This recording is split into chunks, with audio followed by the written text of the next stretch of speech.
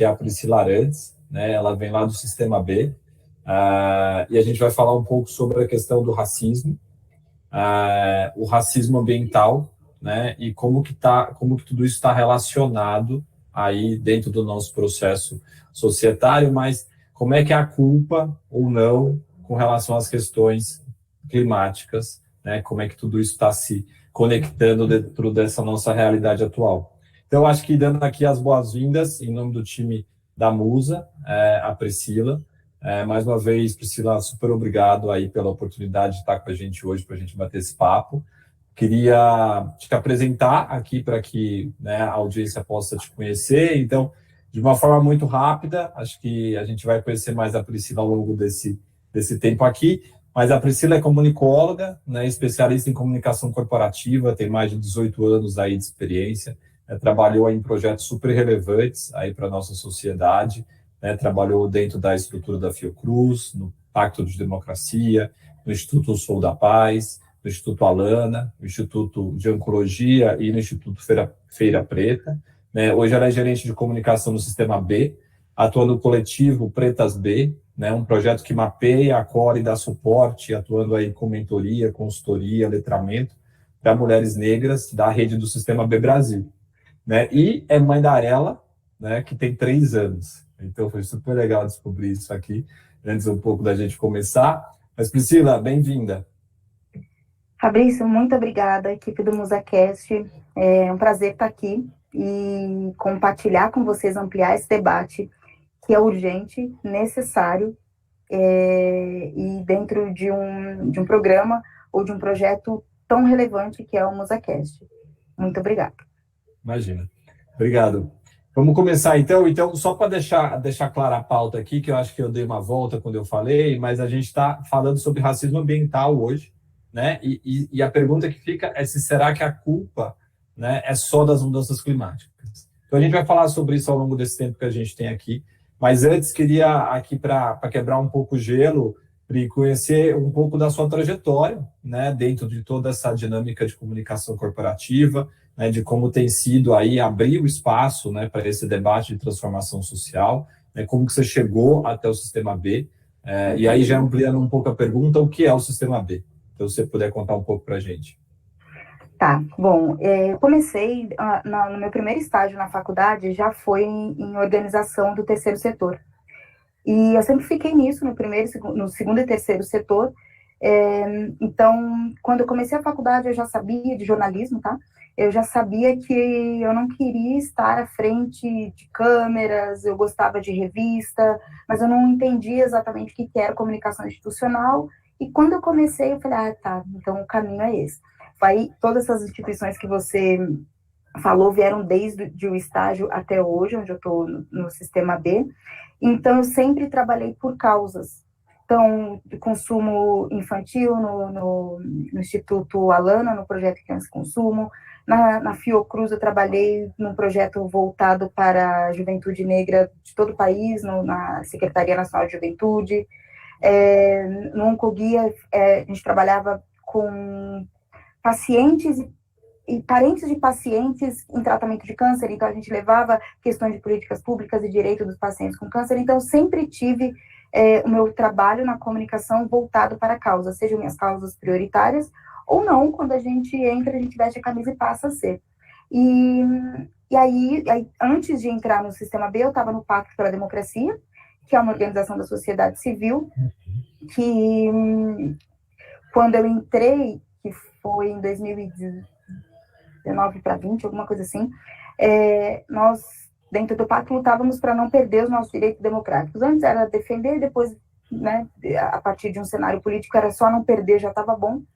E o Sistema B faz parte do pacto pela democracia e pacto global, tá? Então, só para não confundir, é no pacto pela democracia. Legal. E aí eles me abordaram, falaram, olha, a gente está precisando de uma gerente de comunicação. Eu falei, olha, mas eu não estou querendo muito sair do pacto, eu gosto de falar sobre o que eu falo, políticas públicas. Mas aqui também nós vamos endereçar pautas. Eu falei, então vamos. Foi quando eu entrei, tem 1 ano que eu entrei no Sistema B Brasil, que é uma organização global, um movimento global, que promove boas práticas por meio dos novos negócios. Então, além de promover essas boas práticas, é um movimento a partir do BILAB, nos Estados Unidos e Europa se chama BILAB, e na América Latina, Sistema B. Então, além de promover esses novos negócios, tem a certificação, né? Mas nós não somos só uma certificadora, então nós promovemos novos negócios independente da certificação. Esse é o Sistema B. Então, a gente promove por meio de programas, por meio da certificação, por meio de ferramentas gratuitas para medição de impacto, que acho que a gente vai chegar ali para falar sobre isso também. Não, perfeito. A Musa é uma empresa do Sistema B, então acho que a gente pode dar um testemunho aqui, né, de fato, de como vocês conseguem nos ajudar a crescer, né, dentro dessa lógica toda, né, de impacto, né, conectando aí a parte de governança com, de fato, como a gente faz as coisas acontecer numa proposta ética para que a gente consiga, eu acho que se somar como empresa privada a uma dinâmica pública que você já tinha, né? Eu queria, está certo, né? Eu posso considerar que o Sistema B é uma iniciativa do setor privado, certo? É uma ONG voltada para o setor privado, mas é uma ONG porque todo o lucro é voltado para melhorias da própria organização. Perfeito. Tá? Mas o Sistema B não é uma empresa. Perfeito. E acho que também deve ser interessante para você, porque você acabou passando bastante, né, por essa dinâmica mais pública, né, e agora estando um pouco do outro lado também, operando em conjunto com as empresas privadas para fazer com que tudo isso aconteça. Então, penso que essa pergunta que vem, que é com relação ao que é, né, esse racismo ambiental, acho que seria interessante também ter um pouco dessa sua perspectiva sobre como a sociedade entende isso, né, que acho que você tem bastante capacidade para nos trazer essa informação. Então, o que é o racismo ambiental, Priscila, e como que isso está hoje colocado na nossa sociedade?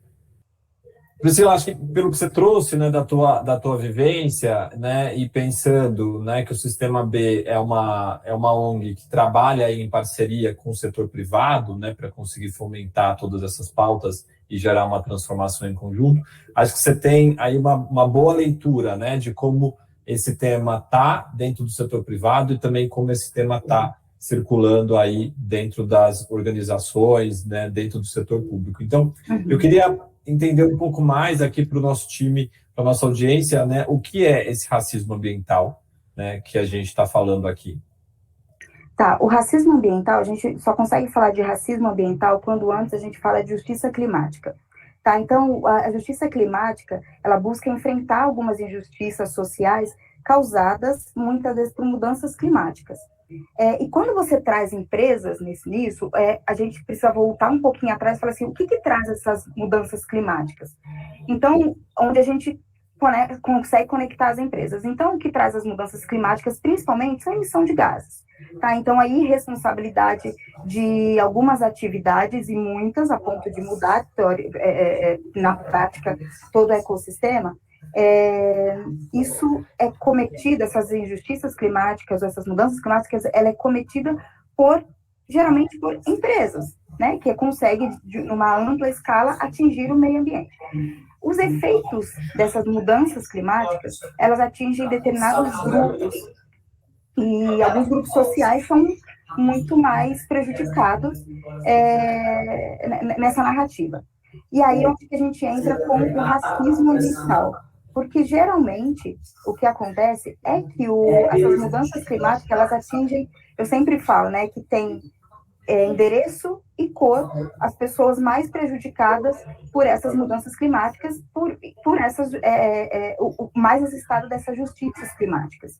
Então, quando a gente fala de racismo ambiental, que é um braço dessa justiça climática, a gente está falando de uma discriminação racial que se manifesta na distribuição desigual desses efeitos causados pelas mudanças climáticas. Então, quando a gente fala de enchentes, quando a gente fala de água não potável, nós estamos falando de pessoas que não têm acessos estruturados a isso. Quem são essas pessoas? Quase sempre corpos racializados, majoritariamente corpos racializados, tá? Então, é importante que a gente dê nomes ao que está acontecendo para que a gente consiga tangibilizar o tamanho desses impactos. Então, o racismo ambiental, ele tem nome, muitas vezes o CPF certinho, o endereço certinho e a cor dessas pessoas. Então, o racismo ambiental é exatamente isso. qual é majoritariamente os grupos sociais que essas mudanças climáticas, os efeitos dessas mudanças climáticas atingem diretamente.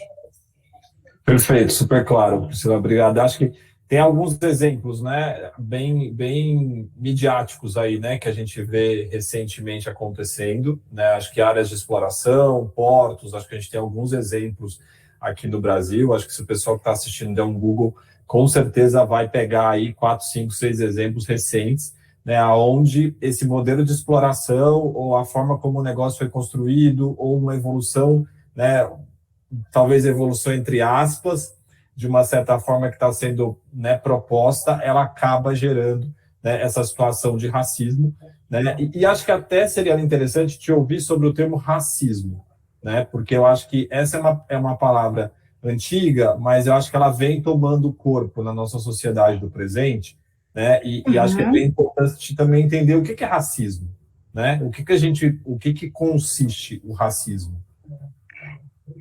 O racismo, na verdade, a palavra raça, ela é uma palavra um pouco mal interpretada, ao meu ver, e ao meu ver não sozinha, eu leio muito pensadores sobre isso, e eu tirei isso de uma reflexão de um livro do ministro Silvio de Almeida, e ele fala exatamente isso. Quando a gente fala de raça, quase sempre a gente está falando de embates sociais, uma raça sobre a outra. Quando a gente está falando só de sociedade por sociedade, a gente não usa a palavra raça, tá? Então, na etimologia da palavra raça, tem essa questão de que a raça está sempre voltada para a luta, seja qual raça for, tá? E o termo racismo, ele vem, ou o conceito de racismo, o termo não, o conceito de racismo, ele vem da predominância de uma raça sobre a outra. Então, onde implica lutas. Então, quando a gente fala de racismo, a gente está falando de uma raça predominante sobre outra. Aí isso envolve poder, quase sempre poder, mas envolve diversos outros efeitos dentro dessa luta, desse embate. Então, quando a gente fala de racismo no Brasil, quase sempre a gente está falando da raça negra, da população negra. E aí a gente fala, racismo reverso, não existe racismo reverso, tá? Vamos combinar, estamos de acordo, não existe racismo reverso, nós estamos de acordo que a população negra, a raça negra nunca foi predominante de luta nenhuma, nunca esteve sobre nenhuma luta sobre nenhum outro povo, nenhuma outra raça. Então, no Brasil, quando a gente fala de racismo, quase sempre a gente está falando da raça negra. Então, o termo racismo é para falar sobre isso, sabe? É para deixar claro sobre isso. E quando a gente fala do racismo ambiental, também é para falar sobre isso. Tem pessoas brancas que também sofrem com mudanças climáticas, em grupos minoritários, vamos dizer, marginalizados em questão de região, à margem da sociedade. Tem, mas a gente sabe que é minoria. 67% da população que vive em favelas hoje, que é quem mais sofre pelo racismo ambiental, são pessoas negras. Então, tudo isso está dentro de um grande pacote, que é o racismo. Perfeito. Não, e eu acho que elucidou ainda mais o que a gente está falando aqui, né? Porque quando a gente fala de uma exploração ou de uma forma, né, que está gerando um impacto ambiental e que isso está gerando impacto em cima de uma raça, né, eu acho que é exatamente essa configuração do conceito que você trouxe.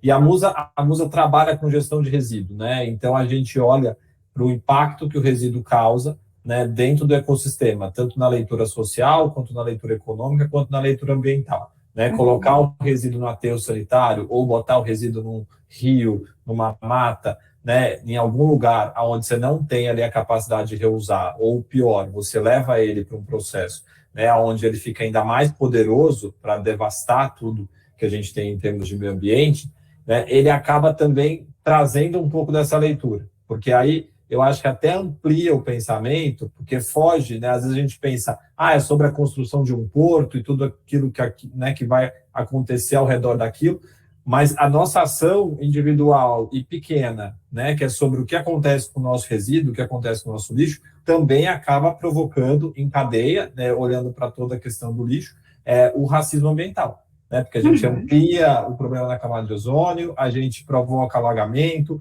a gente provoca uma série de questões ao redor dessa ação. Então, só trazer esse ponto junto, porque eu acho que também traz para o lugar, né, das pequenas coisas, né, e um pouco das nossas escolhas individuais quando a gente está aí pensando no coletivo, que eu acho que é muito sobre o que o tema fala.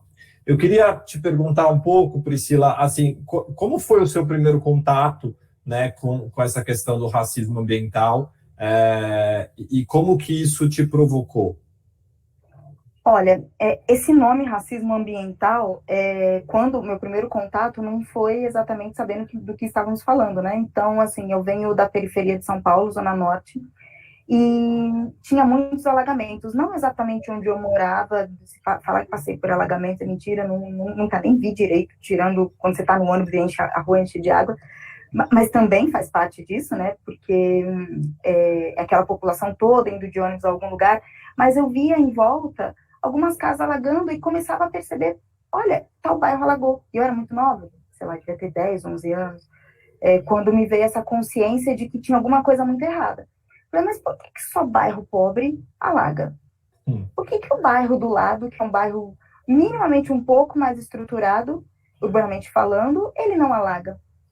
E aí, quando veio essa pergunta, de vocês, inclusive, foi que eu parei para pensar quando que eu tinha entendido o que era racismo ambiental sem entender, sem um termo, né? Legal. Então, é isso.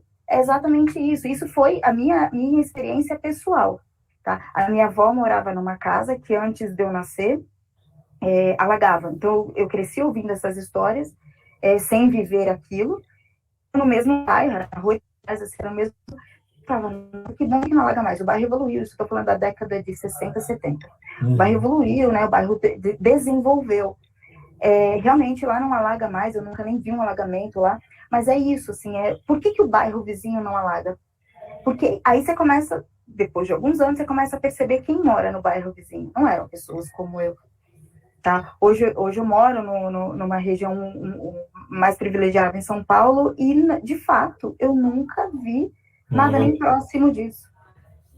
Tá? Então, é isso. E é interessante porque eu acho que você traz aqui um espaço, né, que dessa relação entre o racismo, né, estrutural, né, e o racismo ambiental, certo? Uhum. Você consegue ampliar isso um pouco para a gente, trazer um pouco mais dessa leitura do que é o racismo estrutural e como isso, né, como é o racismo ambiental? Porque eu acho que eu entendo, estou tentando trazer um pouco desse entendimento, porque realmente você começa a perceber, né, o que acontece com as escolhas que a gente faz, e acho que a gente vai caminhar aqui também para entender como que a gente pode dar apoio, né, para que tudo isso mude. Não, e é muito legal esse seu interesse em ver as diferenças, né? Porque o que a gente ouve hoje, é tudo racismo, é tudo mimimi. Eu sempre falo, mimimi é a dor do outro. Então já não serve para mim, não serve para a pauta que me pega, não serve para pauta nenhuma. Então não acredito nisso. E eu gosto do interesse de você procurar saber o que é o racismo estrutural e fazer essa relação. Então, assim, o racismo estrutural é um conjunto de práticas políticas, de leis, que mantém uma desigualdade sistêmica. Então, assim, é como se fosse normal que os bairros pobres tenham alagamentos. É normal, não, isso é normal. Não abala, sabe? O Alto de Pinheiros, se tiver um alagamento, vira notícia.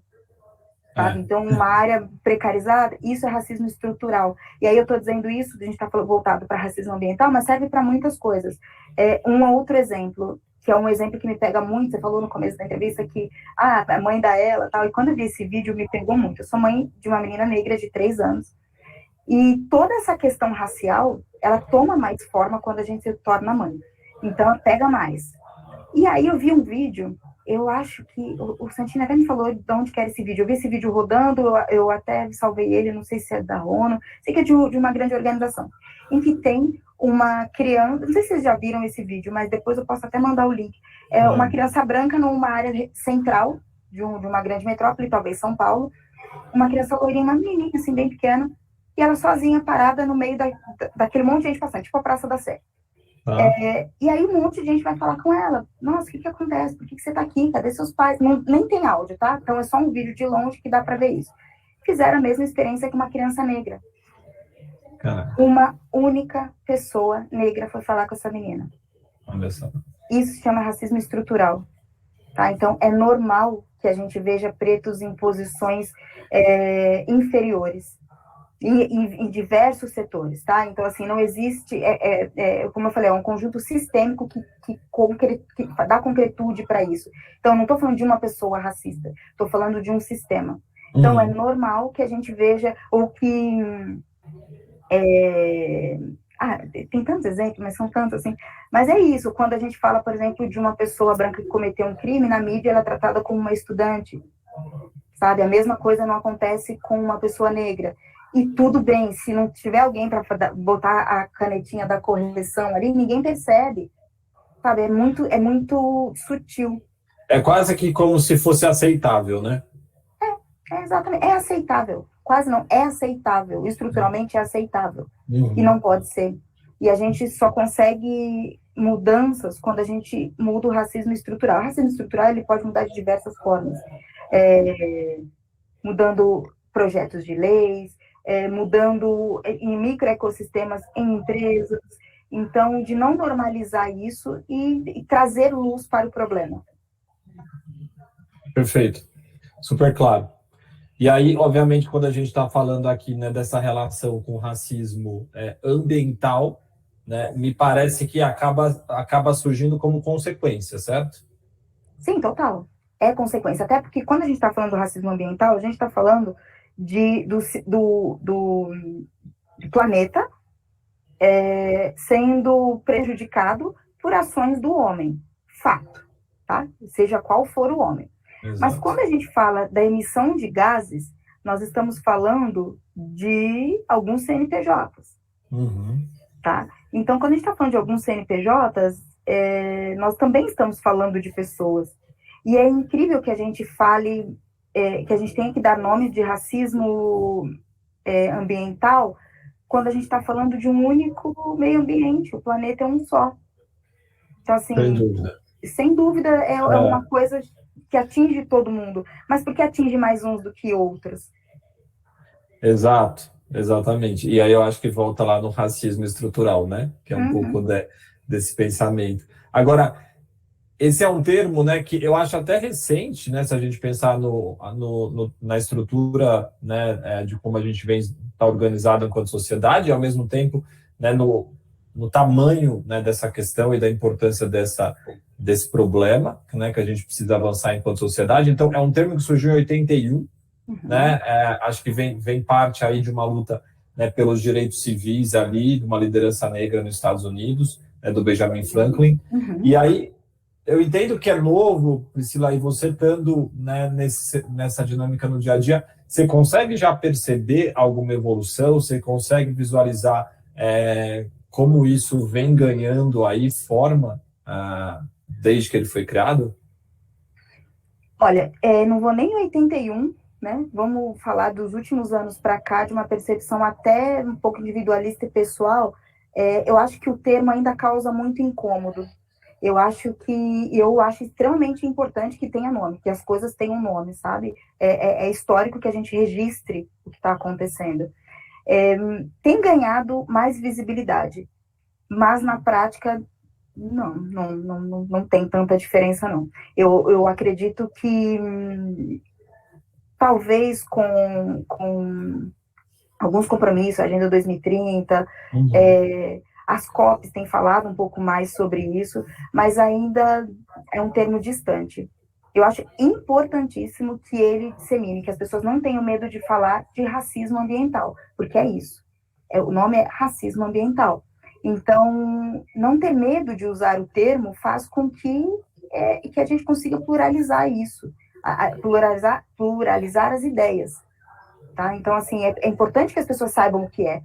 Porque eu acho que tudo é informação, e a comunicação precisa estar muito a serviço da informação, da educação. Então, se a gente começa a tratar a situação que é degradante da forma como ela tem que ser tratada, com a urgência que ela tem que ser tratada, com os termos que ela sempre tem. Mas racismo é um termo muito incômodo. Imagine pra gente que é preto. Que além de ter que falar, tem que viver toda a situação na prática, sabe? Então, assim, é preciso incomodar, tem que ser incômodo, a gente só muda quando incomoda.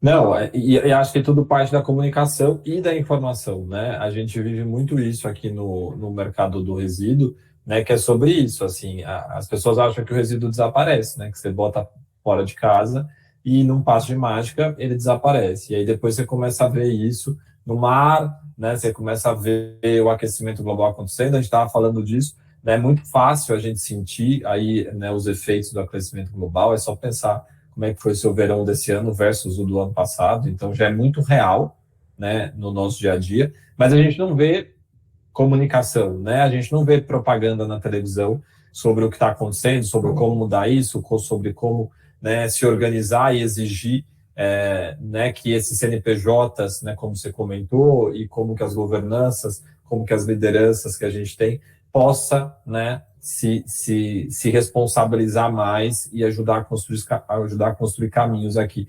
E aí eu queria te ouvir um pouco sobre isso, assim, né? Eu sei que você está sempre aí com muitas pautas importantes, com grandes empresas, com fundações.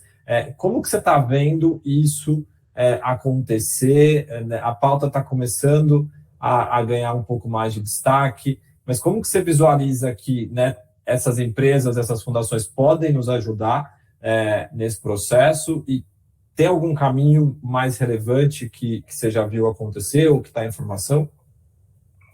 Você tocou num ponto muito, muito importante, Fabrício. Assim, a responsabilidade ela é coletiva, tá? Então não tem como ser diferente. Eu tenho percebido, muito porque eu estou inserida nesse ecossistema, agora no Sistema B muito mais para falar de meio ambiente, mas ainda para falar de racismo ambiental ainda não é uma pauta muito, muito difundida. Tá? Pelo menos não pelas empresas. Ela é difundida muito em movimentos, em outras organizações não governamentais, são pautas prioritárias e que eu acompanho de perto, seja para falar do racismo ambiental ou de meio ambiente em geral que envolva social, tá? Então, o que eu tenho muito assim para mim? É que quando a gente está falando de mudanças, ou em relação às empresas, né? Quando as empresas falam de ESG, de comprometimento, muitas vezes esse discurso vem de uma forma muito grandiosa. Então, quando a gente fala assim, precisamos proteger o planeta, isso é óbvio. Mas como que a gente começa? A gente começa dentro de casa. A gente começa, eu falo, quer salvar o mundo e ainda não lava a louça. Então, a gente começa mudando o nosso microecossistema. Então, quando a gente começa uma narrativa, um storytelling, uma disputa de narrativas, na verdade, dentro desse tema de impacto, a gente precisa começar falando do que é alcançável. Então, uma empresa que não tem boas práticas ambientais, ou sociais, ou socioambientais, ela olha uma palestra falando sobre ESG e de como salvar o mundo e fala, como que eu vou fazer isso na minha pequena ou média empresa? Até mesmo na grande. Como que eu vou fazer isso? Existem inúmeras formas de fazer isso. O Sistema B, agora puxando já a sardinha para o meu lado, o Sistema B tem uma ferramenta que é o B-Impact Assessment. É uma ferramenta de medição de impacto em que as empresas conseguem medir os seus impactos. É uma ferramenta gratuita. Quando tem intencionalidade, é metade do caminho já. Tá? Então, assim, tem uma ferramenta em que você consegue medir os impactos dentro da sua área de atuação e onde que a sua empresa está impactando ou não. É uma coisa que você utiliza sozinho, você não precisa de ajuda para usar essa ferramenta. Você precisa de ajuda se você quiser certificar a partir dela, ou mesmo se quiser implementar essas ações dentro da sua empresa, mas tem uma ferramenta de medição de impacto que vai direcionar a empresa para essas boas práticas, que vai e assim, essas boas práticas não são para racismo ambiental, são boas práticas socioambientais, que é isso, aí atinge tudo. Se uma empresa tem boas práticas, se ela conversa com a comunidade, se ela se volta coletivamente para a sua região, ela já está impactando positivamente. E por meio da BIA, que é a ferramenta, você consegue perceber se está indo ou não, como ir. Preciso de uma ajuda. A gente está aqui para isso. Tá? Então, existem ferramentas quando existe intencionalidade. Eu estou falando, na verdade, só da BIA, né? Existem outras ferramentas. Sim. Então, tem como. Eu acho que você já trouxe aqui dois caminhos, né? Eu acho que um primeiro caminho tem a ver com se informar, né? Com conseguir entender, né? O que é o racismo, o que é o racismo estrutural, o racismo ambiental, né? Como que essas coisas todas acontecem, né? Que eu acho que você falou bem, né? Nas nossas escolhas aí no dia a dia. E aí já tem caminhos estruturados para que a gente possa começar a dar esse passo e mudar um pouco das escolhas, né, que são feitas para que a gente gere aí uma evolução nesse ecossistema como um todo. Eu acho que as ODSs da ONU, elas meio que estão tentando ajudar, né, de uma certa forma isso, porque elas estão agrupando um pouco, né, desses grandes problemas que a gente tem como humanidade, né, e tentando trazer aí um pouco desse holofote, né, para que a gente olhe para isso e possa, né, repensar a forma como a gente faz as coisas acontecerem hoje. Você visualiza alguma ODS mais conectada com a questão do racismo ambiental? Ou vocês também são aí parte do pacto? Como que vocês visualizam isso acontecendo aí nessa esfera ONU? Não, com certeza as ODS estão 100% ligadas a esse compromisso, tá? Então, tem pelo menos 5 ODS que eu identifico que podem ajudar a combater o racismo ambiental ou minimizar os efeitos negativos. Então, assim, a ODS 1, que é a erradicação da pobreza, então, é um elemento chave para prevenir o racismo ambiental, promover justiça socioambiental. A ODS 3, que é saúde e bem-estar. Então, quando a gente fala de garantir acesso à saúde e o bem-estar para todos, nós estamos falando todos mesmo, né? Então, envolve todas as populações e os grupos minoritários. Igualdade de gênero, tá? Que é a ODS 5, que promove a igualdade de gênero. E, assim, a igualdade de gênero, ela vai em muitas outras vertentes que parece que não impacta o racismo ambiental, mas impacta muito. Quando a gente fala de igualdade de gênero, a gente está falando principalmente de fortalecer mulheres, tá? Principalmente fortalecer mulheres dentro das suas áreas de atuação.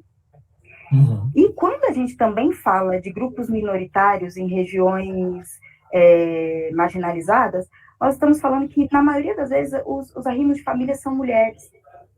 Tá? Eu estou trazendo para o racismo ambiental, tá, gente? Estou falando que igualdade de gênero é só isso, não. Então, parece que não, mas está tudo muito ligado, e esse ODS também conversa diretamente com a erradicação do racismo ambiental. A ODS 10, que é a redução das desigualdades, eu acho que isso é bem autoexplicativo, né, e está muito próximo de tudo isso que a gente está falando. E o ODS 13, que é a ação contra a mudança global de clima. Acho que essa é a principal, e que é isso, né? A gente está falando hoje de racismo ambiental, mas a gente sabe que esse ODS 10, ODS 13, desculpa, ele abrange tudo e todos.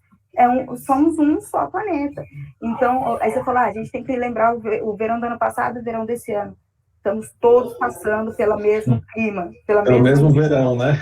Pelo mesmo verão, sabe? Exato. E de alguma forma, de forma bastante imediata, atinge essas populações minoritárias. Mas, a curtíssimo prazo, curtíssimo mesmo, vai atingir todo mundo, sabe? Não tem dinheiro que vai pagar a transformação desse planeta.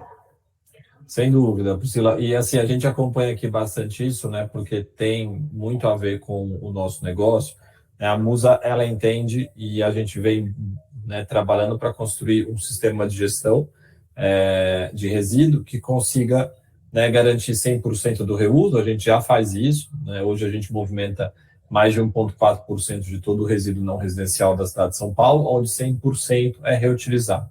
E aí, toda a leitura de impacto, né, em termos de redução do CO2, redução do espaço em aterro, geração de renda, né, tudo isso é muito impressionante, assim, considerando que, por mais que já tenha uma representatividade, ainda é muito pouco perto do tamanho do nosso problema, né? Mas acho que quando a gente traz isso para esse contexto, e aí foi muito legal você falar sobre as ODSs, porque a gente começa a perceber as formas, eu acho, com que a gente pode, né, se mobilizar para atuar, né, dentro da questão do racismo ambiental, partindo aí por todas as questões, por todos os temas, né, de racismo que você trouxe, né? Então, de uma certa forma, quando a gente atua, né, através das escolhas, né, através dos projetos, através dessas mudanças individuais, né, e coletivas, né, para fazer, né, com que tudo isso vá para um novo lugar em termos de racismo,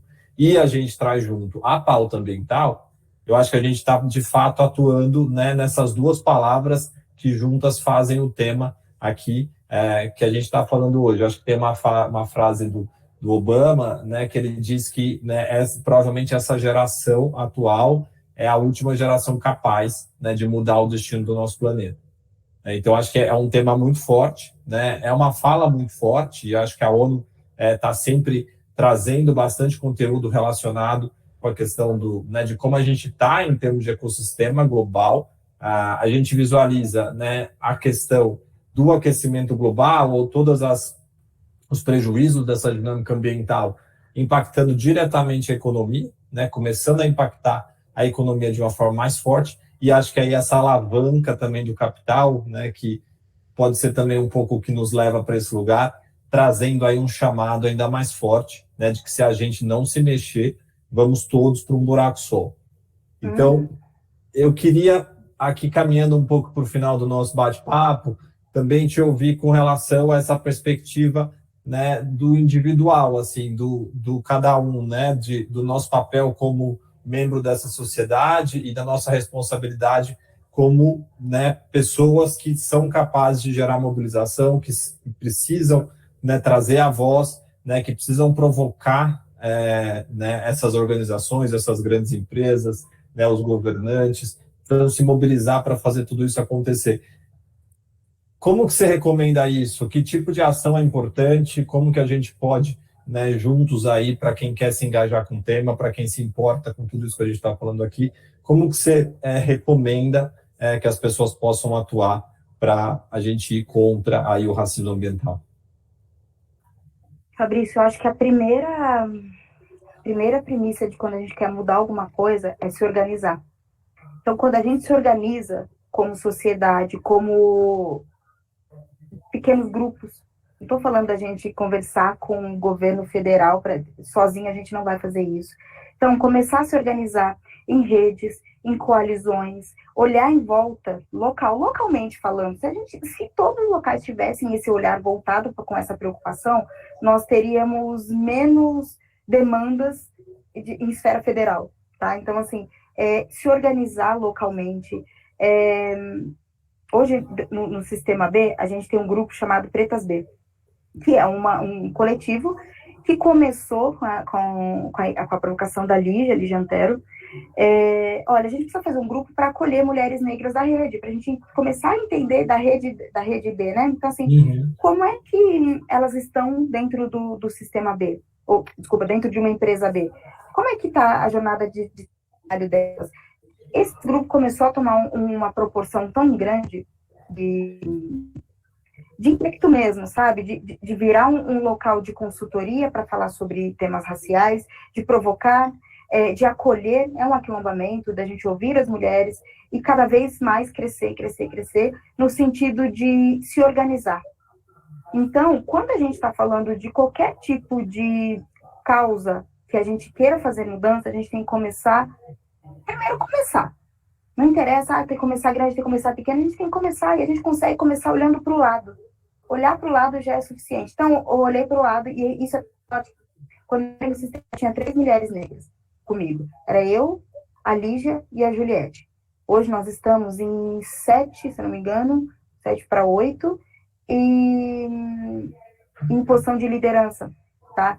Então, assim, isso veio muito da predisposição, da intencionalidade do Sistema B mudar isso internamente, para poder levar para fora, e também veio das nossas provocações, de falar, olha, somos capazes. Sim. Olha, somos capazes. Então, assim, a gente começa se organizando. Quando a gente se organiza, é o Chico Sainz que diz, né, se organiza para desorganizar, para hackear o sistema, a gente tem que se organizar. A gente precisa se organizar em coalizões. Aí, numa esfera empresarial, procurar outras empresas, fazer grupos para discutir o tema, para pensar como pode... E assim, eu não estou falando para mudar o mundo. Quando a gente muda só um pouquinho, as coisas vão, sabe, elas vão galgando. Então, se organizar, criar redes, criar coalizões, discutir o tema, não ter medo de se informar sobre isso, procurar pessoas letradas nesse assunto para poder se letrar também. Tá? Então, eu acho que a única forma que a gente tem de mudar alguma coisa é coletivamente. Não, é bom te ouvir nesse lugar, e Tem uma frase que eu gosto muito que diz que a revolução é feita pela massa. Exatamente. E, ao mesmo tempo, a gente, né, a massa começa com um, né? Então, a gente sempre usa esse espaço aqui, acho que a gente comentou um pouco, né? A gente construiu esse canal para que a gente, como musa, pudesse aprender, né, sobre todos esses temas. Então, o time está com a gente aqui assistindo esse nosso bate-papo, e a gente foi entendendo que a gente precisava ampliar isso, levar isso, né, de forma aberta, para que todos também pudessem aprender em conjunto com a gente. E acho que a gente já teve aqui muitos exemplos, né, de revoluções que estão iniciadas, mas que começaram com uma única pessoa, né? E aí a gente fala muito aqui, Priscila, sobre a importância de acreditar e trabalhar, e de trabalhar e acreditar, né? A gente, como membro dessa sociedade, como parte desse mundo, né, como sabendo que a gente precisa construir o nosso futuro, né, que o futuro está na nossa mão, do que a gente vai viver e do que, né, as gerações futuras vão viver, a gente sempre olha para isso. Assim, se a gente não acreditar que é possível mudar e se a gente não trabalhar para a mudança, não vai acontecer. Então, super obrigado pelo que você trouxe para a gente. Eu queria te pedir uma mensagem relacionada à Musa, no sentido de qual dica que você traz para a gente, né? A gente é uma startup de tecnologia, né, com uma dedicação aqui a construir um novo modelo de gestão de resíduo focado no impacto ambiental, social e econômico, né, que esse mercado é capaz de gerar. A gente trabalha num modelo integrando, né, todos os perfis desse mercado. Então, é uma empresa sem caminhão, porque a gente inclui as empresas de transporte, a gente inclui as pessoas que estão trabalhando com transporte de resíduo, seja ela autônoma, seja ela embaixo de um grande CNPJ, né? A gente inclui as empresas que fazem a segregação, que fazem o beneficiamento do resíduo, exatamente porque a gente quer ajudar tudo isso a avançar em conjunto, né? A gente entende que o desenvolvimento ou o papel das empresas, né, nesse futuro que a gente quer construir, não é mais aquela coisa de eu sou dono de tudo, né? É muito mais como que a gente pode botar as nossas habilidades, conectar com a habilidade do outro e ir fazendo todo mundo se desenvolver em conjunto. E é um processo de acreditar e trabalhar muito forte, né? Porque realmente a gente fala de uma realidade que é diferente do que a gente visualiza em termos de futuro. Então, eu queria te ouvir nesse lugar, assim, um pouco, talvez, até do que te inspira aí, de uma certa forma. Acho que você tem uma jornada de muita realização, né, de muita contribuição para que essas pautas se movam. Então, eu queria aí colher um pouco dessa sua inspiração para que o time aqui também possa se sentir inspirado e, de repente, inspirar as outras pessoas que estão nos assistindo sobre como avançar, sobre como a gente pode avançar aqui. Fabrício, eu diria que vocês são um case que a gente pode usar, a gente vai utilizar, inclusive, de sucesso mesmo nesse sentido, tá? A dica que eu dou, que talvez vocês também já façam, que é de não tentar fazer nada sozinho, de agregar. Então, são duas dicas, na verdade. Uma que eu já falei, se organiza, procura outras empresas, não precisa ser empresa nem muito ligada ao que vocês já fazem, não só no cerne do trabalho de vocês, mas não precisa ser uma empresa, uma startup de TI, procura outros lugares e organizações que já trabalham com combate do racismo ambiental, procure ampliar o repertório do que vocês ouvem sobre isso. Isso faz muita diferença. E a outra coisa, que é o que vocês estão fazendo aqui, mas sempre dá para melhorar, que é ampliar o debate. Toda vez que vocês puderem falar sobre isso, trazer isso, e a gente só consegue falar sobre uma pauta também de uma forma bastante genuína, quando a gente age nesse sentido também, tá? Então, quando você está disposto a combater o racismo ambiental, a trabalhar para que ele seja combatido de alguma forma, minimamente que seja, você já tem propriedade para falar sobre isso e puxar pautas sobre isso. Quanto mais pessoas tiverem acesso à informação, acesso a ferramentas, acesso a dados, é importantíssimo. Mapeamentos de região, isso é muito importante. Eu vou tentar procurar um projeto sobre isso, eu vou repassar para vocês posteriormente. De olhar regiões, o mapeamento de regiões, mas não é no Brasil, tá? Mas mapeamentos de regiões fala assim, olha, esse bairro, essa determinada região, é uma região carente de e é importante que o empreendedorismo periférico, o empreendedorismo social, se volte para essa região. Isso é uma forma de ampliar o debate de forma bastante assertiva e de promover ali informação, educação, ali, e não ficar no microecossistema, não ficar na bolha. Não estou falando para sair da bolha. A bolha é um lugar confortável e importante, mas para ir além, sabe? De trazer outros atores para esse debate. Porque vocês já fazem, já é extremamente fundamental para a gente falar de racismo ambiental. Então, vocês têm, na série do trabalho de vocês, a pauta toda. Tá? Então, assim, dá para falar de racismo ambiental em tudo que a Musa faz. De especulação imobiliária, de lixões, dá, super dá. Tá? E se precisar, conte comigo para isso. Não, a gente está junto, conta com a gente também. Super obrigado, Priscila, pela inspiração, acho que pela instrução aqui, né? É muito importante o que você comentou, a gente aprender sobre o tema e a gente conseguir construir caminhos para se juntar e fazer a diferença acontecer. Então, queria ir finalizando aqui esse nosso momento de novo. Obrigado você, obrigado Sistema B, pela parceria, por também nos inspirar aqui, nos ajudar a guiar as nossas ações. Acho que a Helena aí do time que também contribuiu super, o time aqui da Musa que faz um papel fantástico para que a gente consiga se falar.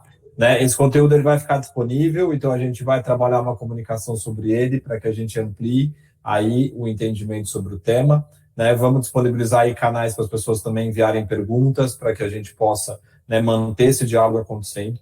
E mais uma vez, super obrigado. Né, bom retorno aí, bom fim de dia. Um abraço aí para ela. Enfim, na próxima a gente vai precisar ver foto, porque agora eu fiquei curioso para conhecer. Mas super obrigado, Priscila. Foi um prazer estar com você hoje. Eu que agradeço, Fabrício. As meninas fizeram isso acontecer diante de tantas instabilidades e agenda lotada, mas eu estou muito feliz de ter participado e de ter contribuído de alguma forma para ampliar esse debate por meio do canal de vocês, e contem sempre com a gente, o Sistema B está aqui para isso, inclusive para outras pautas, tá, gente? O nosso papel é segurar na mão e vamos juntos. Bem, super obrigado. Um abraço. Eu que agradeço, pessoal. Tchau.